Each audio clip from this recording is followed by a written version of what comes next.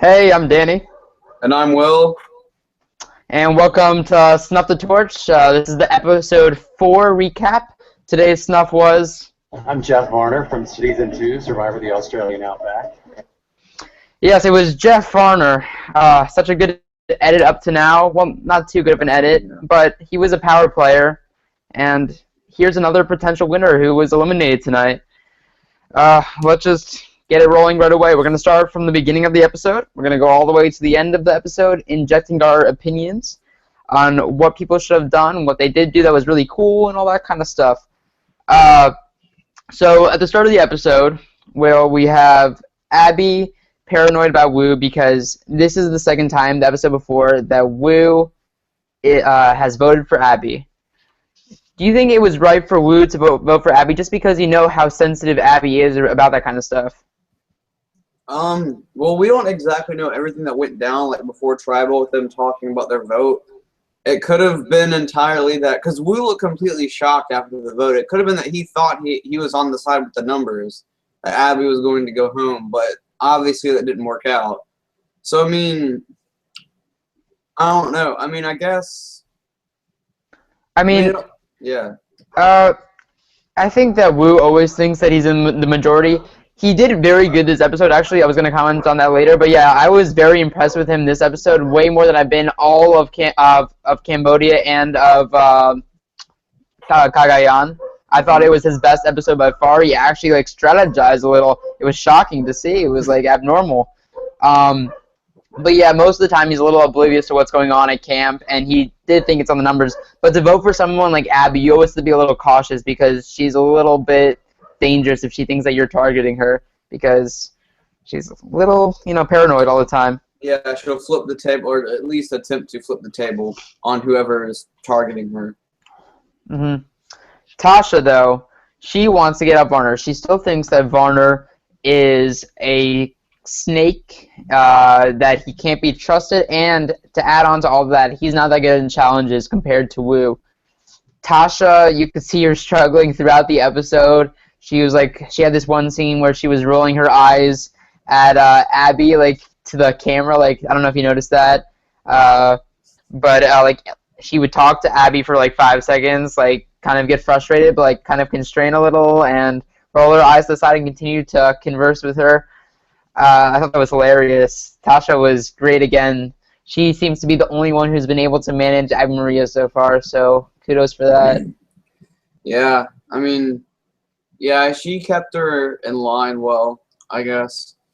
Oh, on another note, I think Jeremy did really, really well at covering up the fact that he had the idol. Probably one of the best plays, ever for someone that has an idol. One of the best jobs at covering it up that you actually have one. Mm-hmm. I'm glad we're talking about Jeremy because that's what I have next on my list, his idol. I was so disappointed when he opened up the idol because we were told before the season started that all the idols were to look different. And I was really looking forward to seeing the idol being a rock or something and his reaction to that. So that kind of bummed me out. I thought he was going to open up the fabric, see a rock or pebble or stick or something really weird, like a really crappy idol, and being very confused. But it was just an idol that looked very similar to Kelly's. I think it wasn't exactly the same, so maybe that's what they're talking about, which is very frustrating if that is what they're talking about. But yeah, that bummed me out. I don't know if you knew about that, but yeah, I knew about that. I wasn't really focused on that too much. I think it comes more into play once you hit the merge with the idols looking different. Yeah, but still, I can't really remember what Kelly looked like exactly, but I think it looked a little more sophisticated than Jeremy's. I think Jeremy was a little more his idol was a little more basic. By the way, anyone who was watching, we had a really bad feed before where I was just talking and the camera was on my face and it wasn't panning to Will at all. So if you were watching that, I'm really sorry. We had to shut it down and restart it up. But thank you if you find us again because that was a big error on our part. I don't know what happened even. Okay. Yeah, let's see what's next. I think that's about all that happened. And then Cass. Cass did a great job this episode with Kelly Wentworth. Like, I thought she was actually trying to like make a fake immunity idol in front of everyone's face, but you know, Nah, I didn't think she was. Like, how dumb can Cass be if she was actually making an immunity idol, like, in front of everyone else? It didn't make any sense. I have that later on, though. Let's talk about other stuff before that. So, yeah, it seems, though, that Jeremy and Fishback are pretty aligned. It seems that they are working together a little, even though Jeremy isn't telling Fishback about the idol. Yeah, I don't know. Did you see that? Yeah. I honestly think that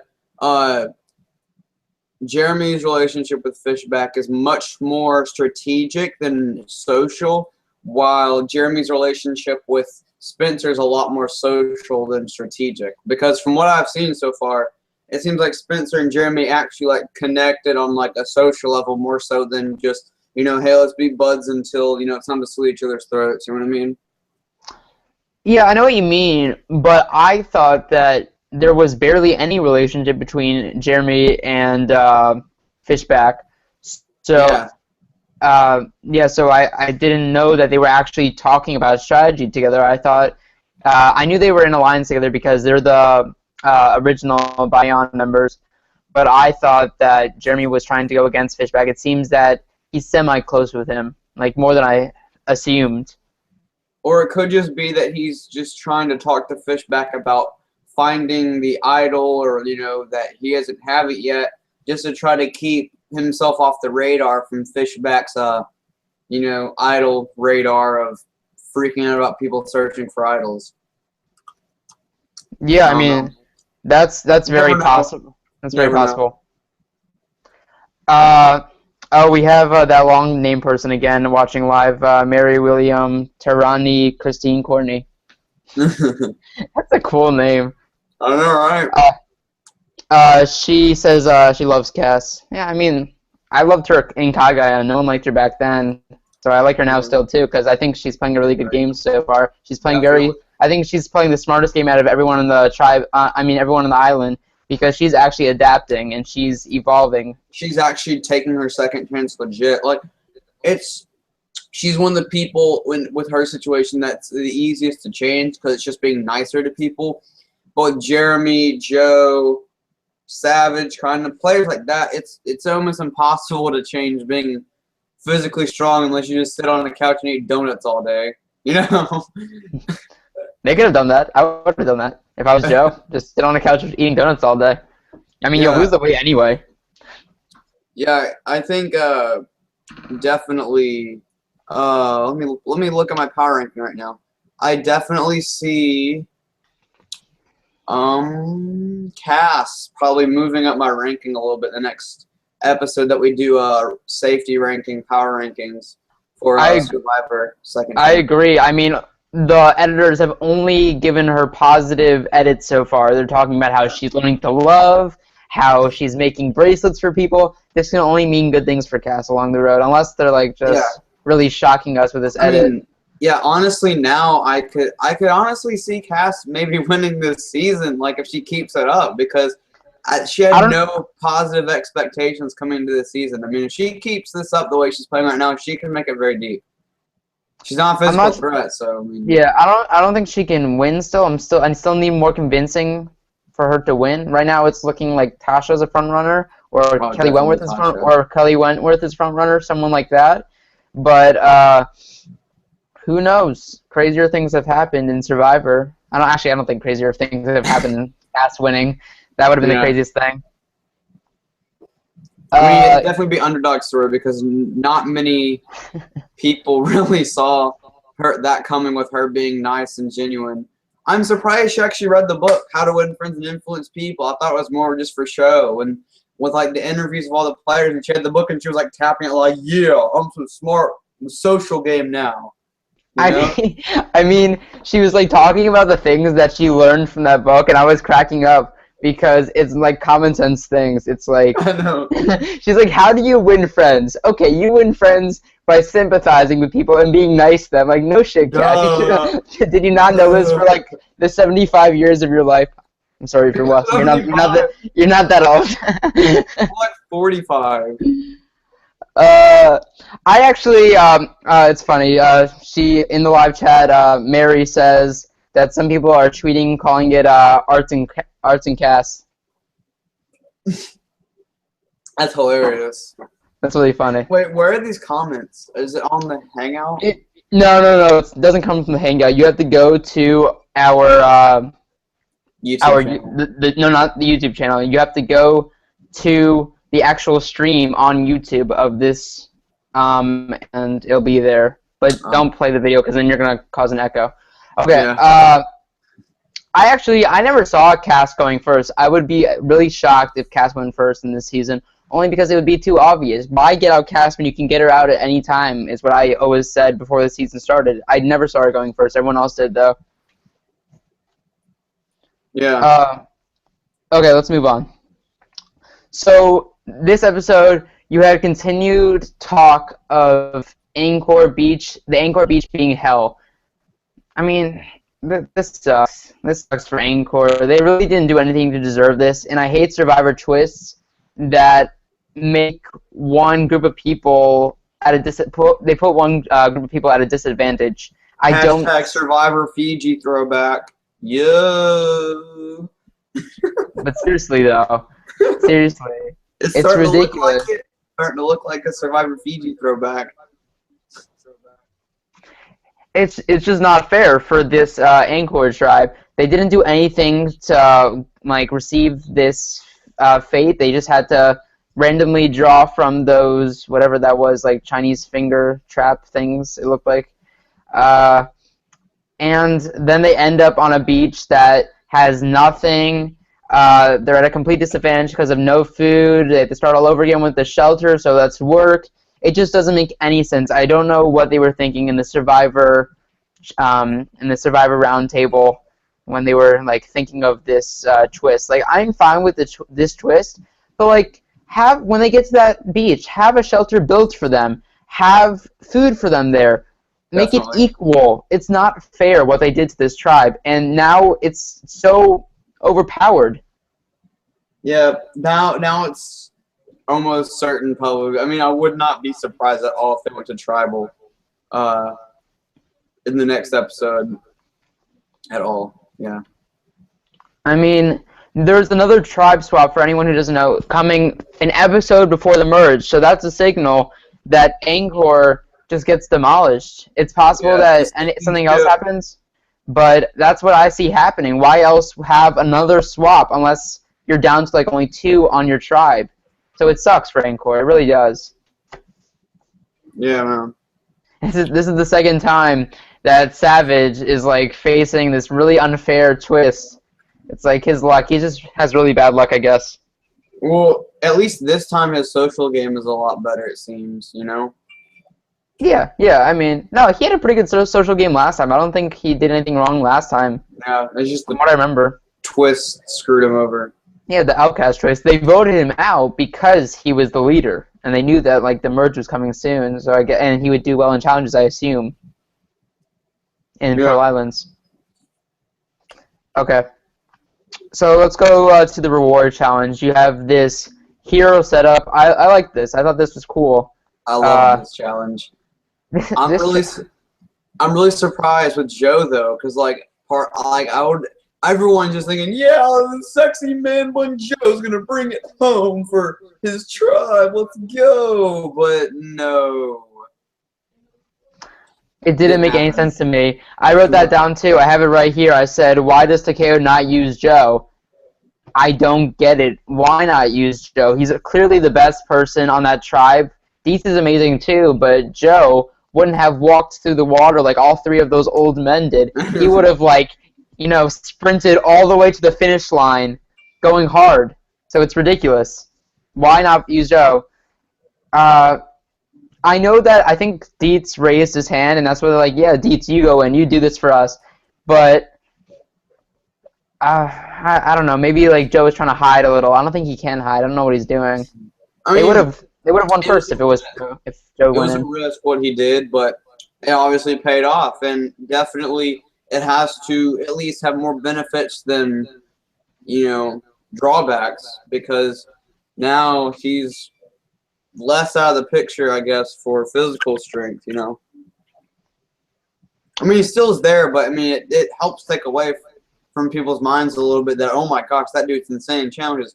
But we're about to get to the immunity challenge, and he did the exact opposite in the immunity challenge of what he did for the reward challenge. I mean, yeah, exactly. If he's trying to take the target off his back, he's not doing a good job at all. I don't think that's what he's doing at all. Sitting out one challenge doesn't take the target off your back at all. So I still don't understand the putting in Terry for Joe. It doesn't make any sense. They would have come in first over Savage if they did put in Joe.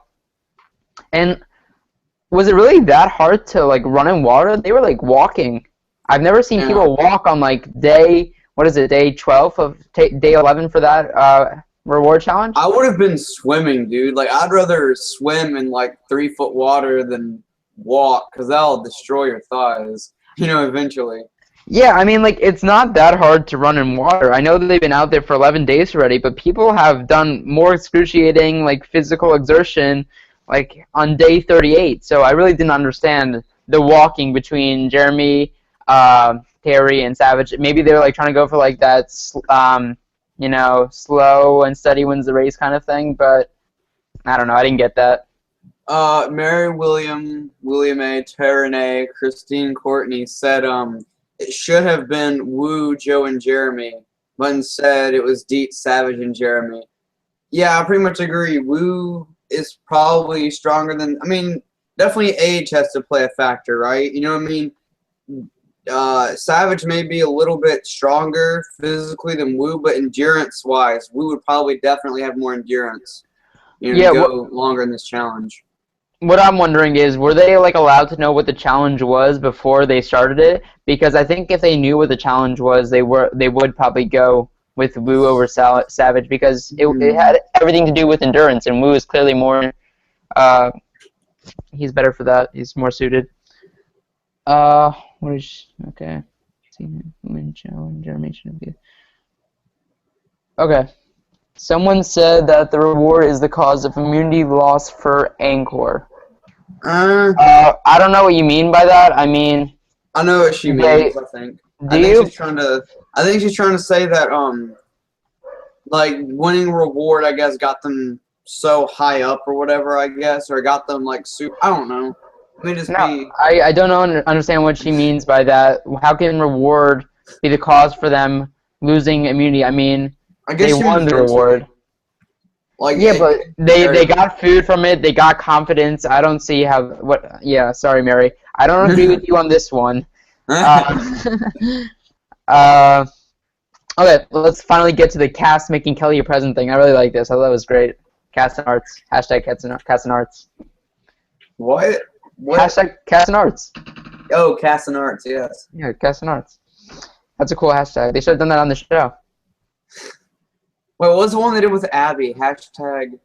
Oh, it was, what was it? I forget what that was. Shit. It was a tribal. Like, no, it wasn't that tribal. It was before tribal. It was like hashtag. It was like hashtag find Abby or something like that. No, it was like hashtag. Shit, I forget what it was now. I can't remember. It was something weird. Oh, she said, it's because of bad luck, maybe. I don't really think I can't remember. Involved. I can't remember it at the moment. Oh well. If anyone knows what that was called, because it's really bothering me now what it was, because when I saw that I was kind of laughing a little. Oh yeah, there. Oh, hashtag Abby time. Abby time. Yeah, that was funny. That was good. Okay. So yeah, Cass makes Kelly a present. Kelly thought she was making an idol. Turned out to be the present. Blah blah blah blah blah. I don't know. Do you think this was good on Cass's part, or do you think people are just reading right through this and seeing Cass as like a strategic mind who's just trying to play nice for the moment? There's no way people are like suspicious. I mean, that's just a good-hearted thing to do. You know, make someone a birthday present for their birthday. It's a societal norm, dude. And you're supposed to give people presents on their birthday, even if you're stranded on an island with no food. You figure your way to make a present. Okay, but people don't think that Cass is like a nice person, so why would Cass do this? Oh wait, it's to get like better friends, you know? It's like to build alliances. I think that's what people are thinking. I can't see them thinking, oh wow, Cass is suddenly nice. I can't see that. Is that what you saw? I mean, you can never forget. You can never. You can only take the present with so much of a grain of salt. And with this kind of setup, you have to analyze their past game because just because they're playing a little bit different now does not mean they're not going to default back to how they played their last time. You know what I mean? Because they easily could. You just have to keep in the back of your mind like it could be something completely. I mean, technically, any good deed or good act of goodwill or anything that's nice is technically strategic because yes, it's a social thing that makes people like you more, but in turn, it's a strategic thing that makes people want to keep you on and not vote you out. So it's twofold. I guess like nothing on Survivor that like can just be perceived as like a good-hearted thing. Everything's gonna be perceived as like a strategic kind of thing. Yeah, so just there's like no avoiding Brenda. that. Just like Brenda in Survivor Caramel. When she Caramel, won the reward and gave up the thing for everyone else, and then she got voted out that night, and she was pissed. Well, that's because Don sucked. I mean, Okay. Dawn's alright, dude. Let's us talk about. I mean, I like Don, but like she was a little irritating that series. Cried so much. Like I kind of got sick of that season because of her crying. Okay. Let's talk about Monica and Spencer. That conversation. What do you think about that? Is that foreshadowing for the future? An all-girls alliance and Spencer getting voted out? Or do you think it's going to be flipped on Monica? I don't know. I mean, I know Cass will not be down to dig with the girls. She's not a girly girl, really. She'd probably rather go with guys. Because she knows. They're on the same tribe, though, right now. I'm talking about, like, right now before the merge. No.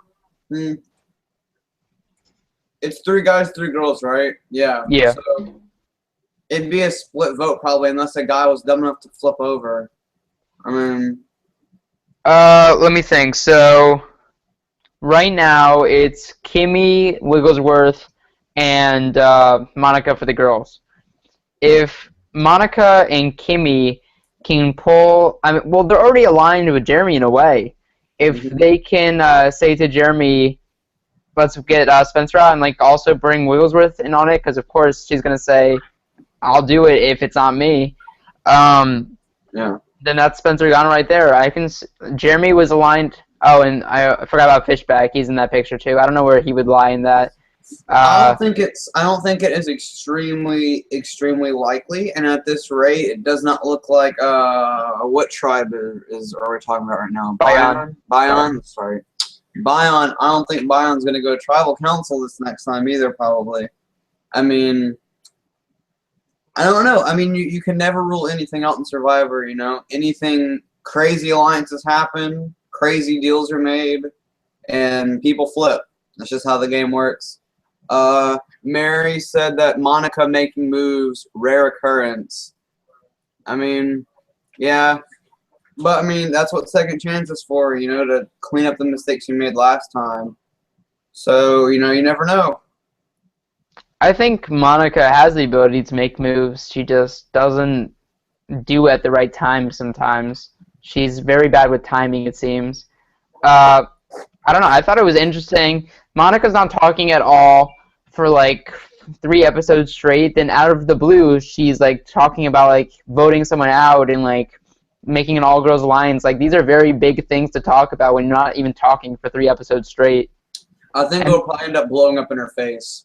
Because I agree. If there was an all-girls alliance that was going to form this season, it would have kind of been building up, and they'd show like all the girls like laughing and doing whatever and like bonding, but there hasn't really been any female bonding that much this season.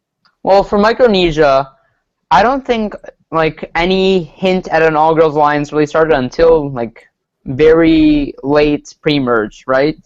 Yeah. I can't remember them talking too much about it before the very late pre-merge.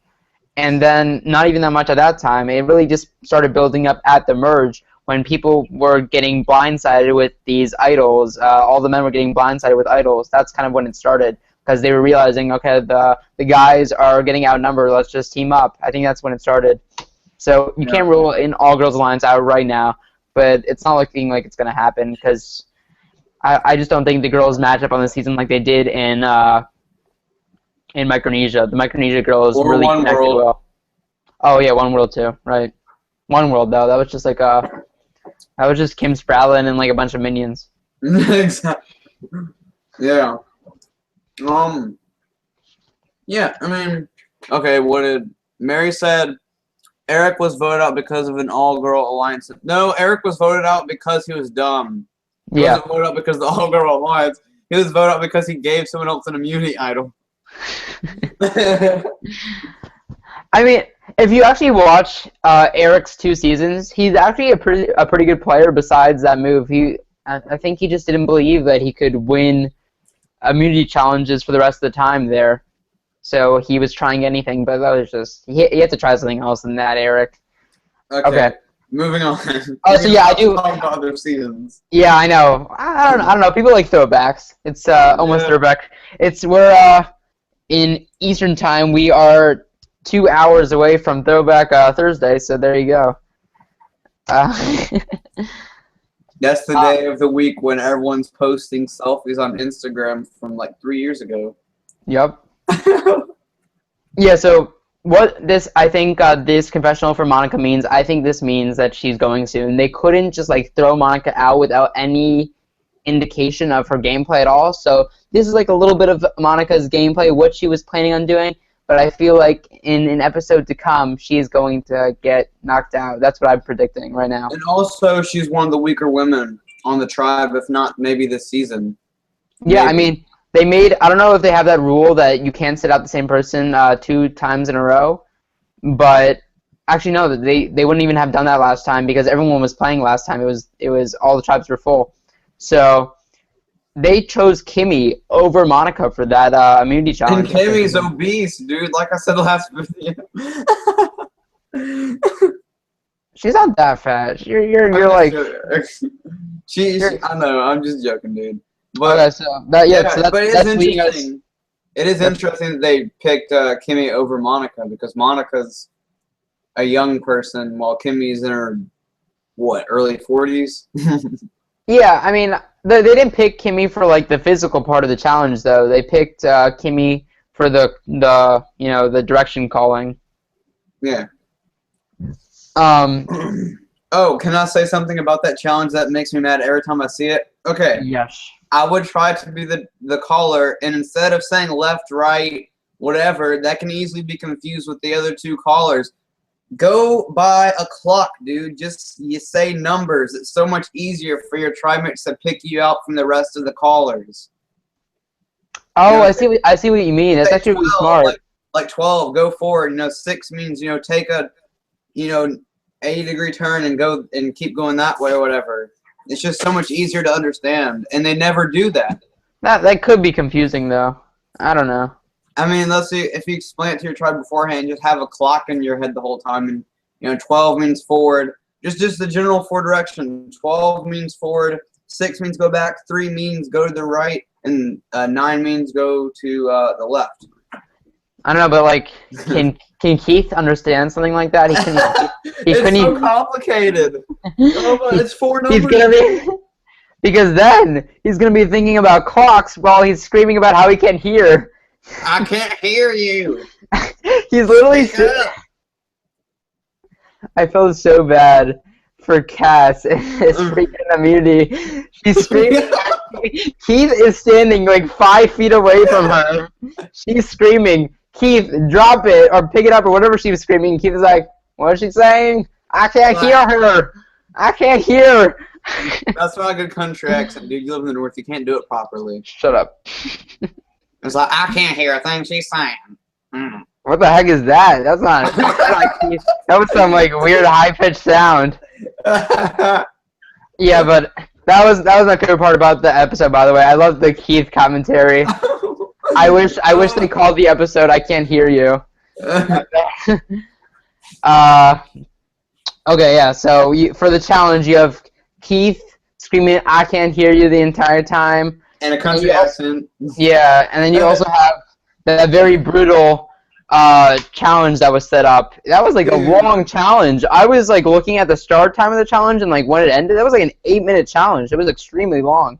And it was very hard. Oh my gosh. Like there were like, oh, thanks, Mary, for saying that my clock idea is like really smart. Woo! I'm not dumb. Okay, so like as I was saying, Spencer got torn up. Savage got not Savage. Jeff got torn up. Dude, I was afraid Tasha's leg was gonna be broken. Like it was like on top of her knee. I really thought someone was just gonna like start gushing blood. It looked so heavy. They were just getting like rammed with these things, and like, ah, God, I would not want to do that challenge. Lucky, I mean, Varner, Kimmy, and Cass were very lucky during this challenge. They didn't have to do anything except for call things out. I mean, actually, no. Varner got one slammed on his foot, so he wasn't very lucky during the challenge. Yeah, oh yeah, by the way, what was I gonna say? I actually thought that in this challenge, when I saw the thing fall on her leg, I thought this was gonna be the part where Tasha was crying because in her thingamabob in the intro, you know, like it has her like sobbing up or something or crying. No, I guess that was the reward challenge because like her and Savage were like sharing an emotional moment of the food and stuff.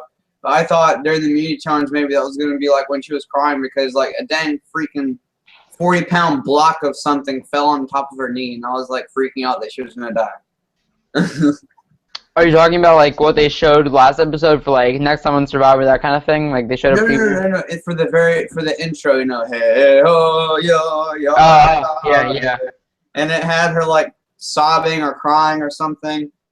I don't know if that's happened yet, but I've never seen that. Oh well, just look it up on YouTube, bruh. But yeah, that's all I have to say about that.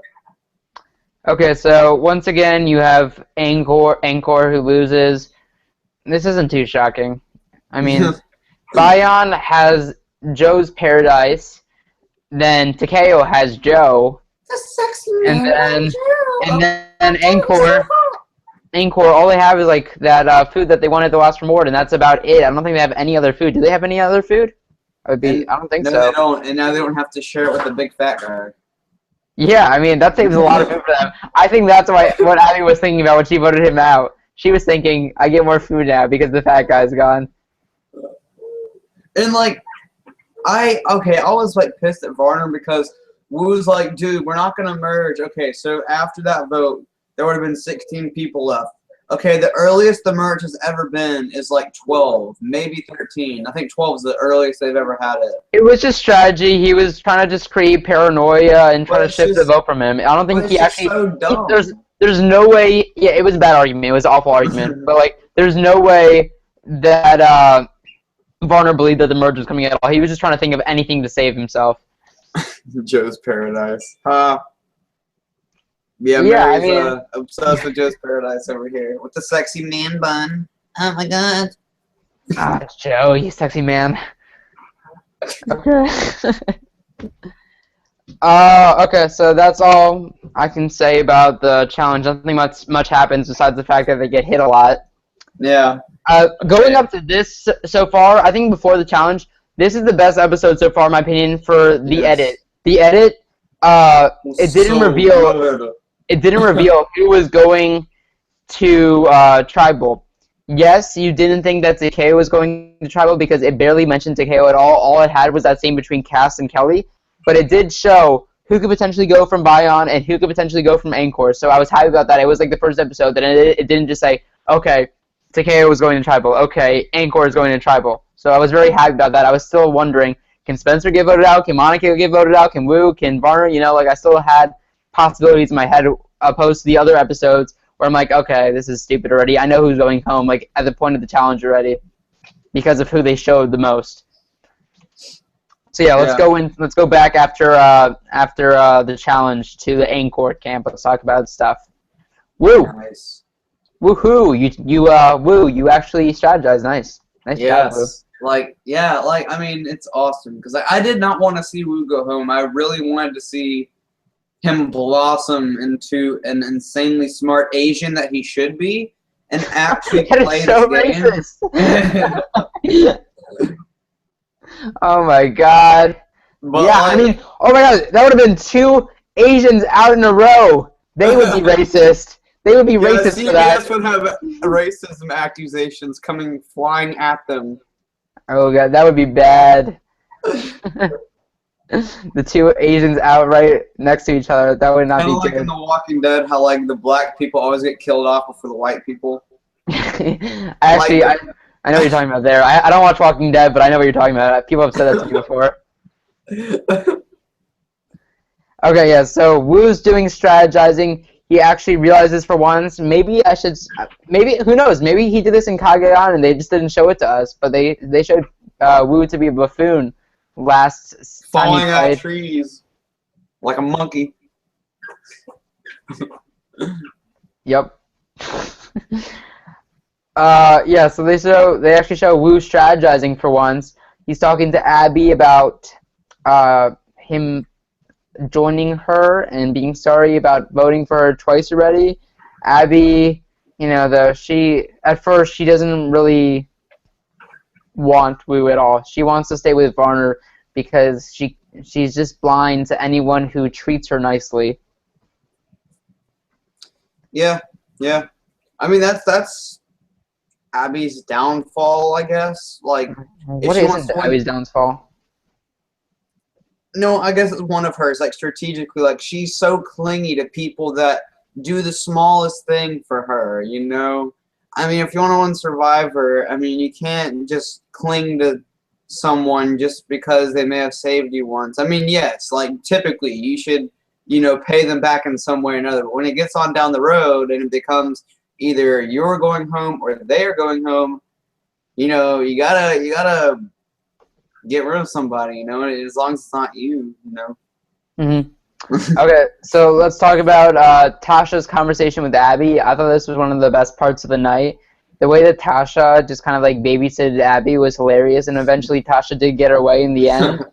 I love Tasha. Tasha was great again. She wasn't as forceful as she was the last episode. She was very quiet this episode, but she was doing what she had to do. All she had to do was make sure that Abby, went her way, and that's exactly. She was the first one to actually be able to kind of control Abby. I guess Dietz did it too, but it seems like Tasha knows what to do with Abby. She knows how to settle her down and make her see things logically.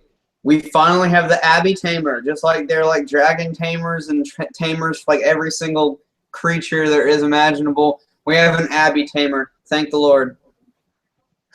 That's what Tasha said. She said, "Thank the Lord." She did? No. She always says, "Thank the Lord,"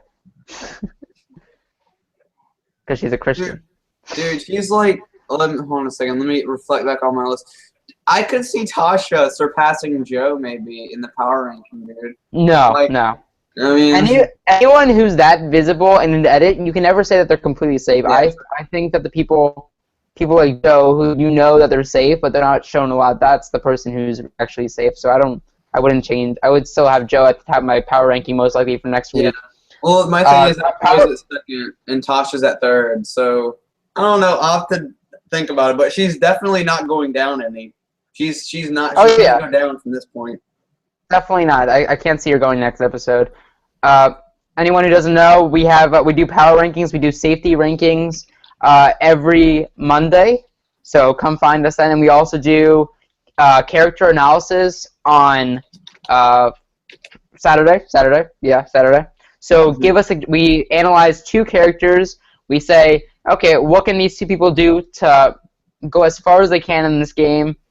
So give us suggestions to who you want us to do next time on that character analysis thing, and we might do that. Last time we did Varner and Joe. Varner's out, obviously. He didn't take our advice on what he should do to move farther in this game. He needs to watch Snuff the Torch more to like figure out.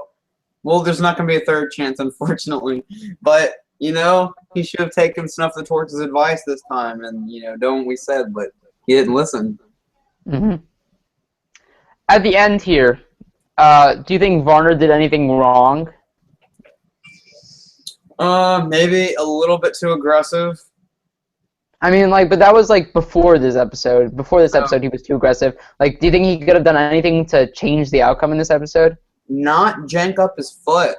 That could have helped him some. Right, yeah. To be honest, yes. He kept on mentioning how his foot is awful. That's not something that you want to mention, especially when you're the weakest person in your tribe. You want to say, oh, I'll be good for the next, immunity challenge. I'll be useful for you guys. You don't want to say, you're going to have to pull me along the challenge. That's not smart gameplay. Okay, yeah, Mary said who are our bets to win this season. I think the people I am currently rooting for are, let's see here. I'm rooting for Kelly Wentworth, Spencer, Tasha, Jeremy.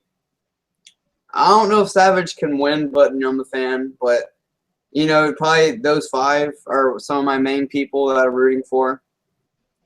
I don't know. I think I already mentioned who I think is going to win this season.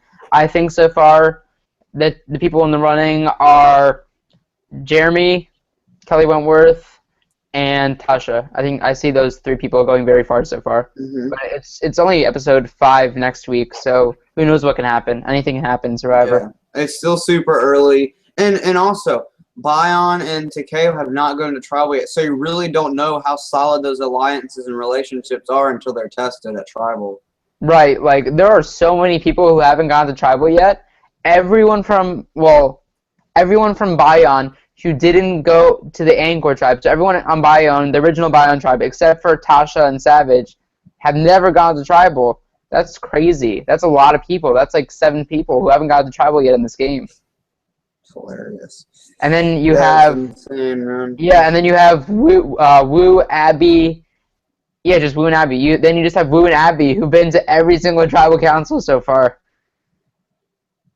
Abby is they're probably going to go next episode, too, because there's another switch-up coming soon in, like, 2 episodes. Yeah, probably.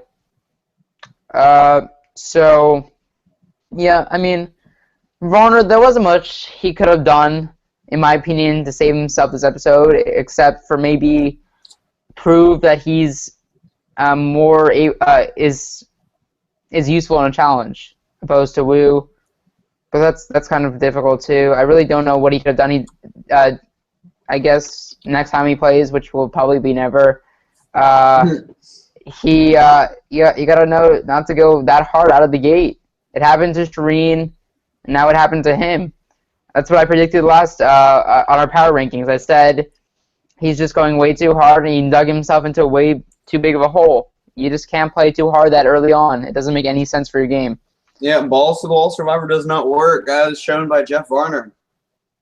Yeah, I mean, it's shown by so many more before him. It's I don't know why people do it. You have to wait until farther down the road to start early, pushing. like late pre-merge and merge. Yeah, of course. Okay, Mary said that she is rooting for Cass, Steven, Spencer, and Tasha. I wasn't really rooting for Cass in the beginning of the season, but she's starting to grow on me because I've seen that, maybe she's changed a little bit after reading a book for dummies on how to make friends with people. So, and then she said either Wentworth, Spencer, Steven, or Jeremy she thinks will win. Yeah, Wentworth, great chance. I want her to see more interviews and stuff with her and her, strategy. We haven't seen tons and tons of strategy from her, but we do know that she's probably in a pretty solid position right now. My issue, I agree with that 4, except for Steven maybe. He needs to really work on his social game. I don't really agree with Steven and Spencer. I can't see them winning. I don't really see how that happens. Spencer and Steven are, pretty similar. But, Spencer's really improved his social game from what we've seen. We've only seen, a tad snippet of it, but... Yeah. But okay, so... on the surface, yeah, it looks like he's fixed that for the most part. Yeah, I agree. Okay, so next time on Survivor, they show us the next episode clip. It seems like Kimmy's going to be featured for once in an episode. She had, a lot in the preview. Could mean she's going home. It could mean that. It could mean that someone besides Angkor is going to a tribal council for once. Who knows? Yeah, man. Maybe Bion goes to tribal for once. Originally, I did say that Bion was the weakest tribe, but that's only because I didn't consider the fact that Angkor would have to start completely all over again, and I didn't realize that Bion had such a great such a great beach with all of Joe's paradise items. Yeah. So yeah, hashtag Joe Paradise. So if there's no more questions in the comments, I think we're gonna end it soon. Overall, I love to edit this episode. I thought it was great because I couldn't predict who was going home for once. I mean, I had a good idea once I said we were Varner. I said even at that point, I was still pretty sure that I had no idea what was going to happen. I didn't know if it was Wu or Varner at the last second. When I saw the second vote for Varner, of course I knew that Varner was gone. But that's at the moment in the episode when I finally realized who was gone. That's the latest I've realized who's going in the 4 episodes so far. So hopefully we can see more edits like this in the future and actually see more out of the other tribes besides the tribe that is going to tribal council that night. Yeah.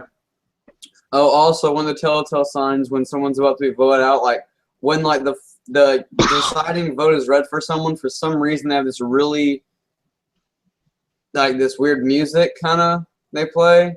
It's not like obvious, but it's kind of, if you watch enough Survivor tribal councils, you'll see what I mean. Like it's kind of like I don't know. I think I know what you mean. Yeah, there's like this weird little tune that plays. Well, yeah, if anyone who watches Survivor knows, during the reading of the votes, who's getting voted out, after, a couple of votes. It's a Not pretty... always. Not always, but... They're just way up in the air, usually. Right. It's a pretty common pattern, though. Like early on, yes, it is. Yeah. I actually, right before Jeff read the votes, when he said, does anyone want to play an idol, I actually thought that Wu was going home at that moment, because when he said, does anyone want to play an idol, Abby was looking directly at Wu. At least that's how it looks for me. So I thought Abby was nervous that Wu would play an idol, and she was just too dumb to not look at him. Okay, this makes me think that there's... Oh, yeah, to talk about the idols. This makes me think that there's no idol at Encore, because that's 6 days on Encore, and there's been no mention of idols whatsoever. I mean, maybe they're just not focused on it right now. No one's looking for it, maybe. Well, they're about to get absorbed into the 2 tribes, so they better start looking. Yeah. That's Varner. Oh, wait, Varner's gone. What am I saying? It'd be cool if there's one in Encore, I definitely want Tasha to find it. If Abby finds it, I'm going to be pissed. If Abby finds an idol, I will be so happy. She found one in her season of Philippines. No, she didn't. No, she didn't. She got... It was RC, right? Yeah. RC... Wait. I'm confused. No. Idol? Peter found it. Yeah, Pete found the idol. But then they were always switching it around and stuff. It's kind of like a joined idol, kind of. Abby... So yeah. Abby did, she had that advantage at immunity challenge, and she won the immunity challenge, but she also said that it comes with a clue for the immunity idol, which of course was fake. She added that on. I think that's the only semi-strategic thing that Abby's ever done. But in that Philippine season, when Abby won that immunity challenge, I was so happy. That's exactly what I wanted to happen. So that was one of my favorite episodes. Unless you call pissing off your alliance strategic, then, I mean... No, I'm talking about how she mentioned that she might have an idol, along with the fact that she had an advantage for the challenge. Strategicness, right? I said that's the only strategic thing she's ever done. And then I said unless you consider pissing off your alliance strategic. I mean, technically she's a better player than Vetus, PG, Varner, and Shireen. So, go Team Abby. She's not, but I mean, Shireen maybe. Shireen just aggravates people. I'm saying, though, she lasted farther in the game so far, so Team Abby for the win. Oh, Hashtag Team Abby. Okay, so, yeah, we have episodes coming up on Saturday and Monday. We'll be back here on Wednesday at 9:30. I'm sorry that I was so brain dead this episode. I was exhausted. I'm doing a lot of work for testing, standardized testing, so I had to study a lot, and I'm just tired all the time recently. But come find us, comment, so we have things to talk about, subscribe so you can find us. Subscribe, because you gotta find us and stuff. I'm getting a better camera soon too, by the way, so no more fuzzy imaging. I don't think that's a word. But anyway, see ya. Bye, guys. I'm gonna stop the broadcast right now. And now. Bye bye bye bye bye.